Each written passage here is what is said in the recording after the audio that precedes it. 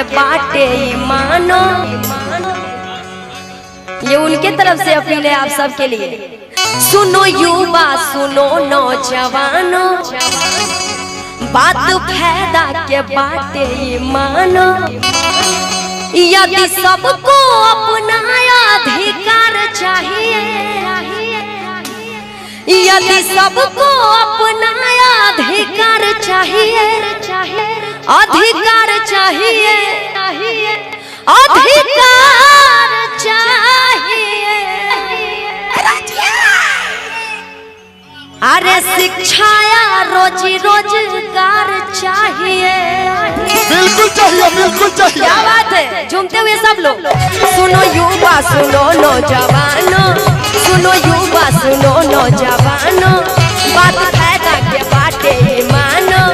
सुनो युवा सुनो नौजवानों, बात फायदा के बाटे मानो।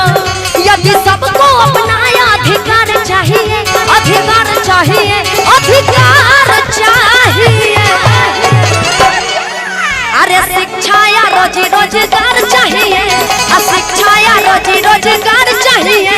तो अपनी हिम्मत सरकार चाहिए, शिक्षा रोजी रोजगार चाहिए। तो अपनी हिम्मत सरकार चाहिए।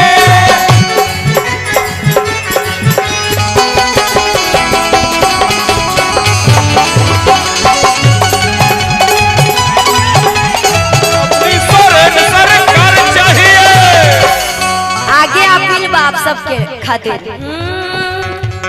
अरे बेटी के पढ़ाई या वृद्धा के दवाई,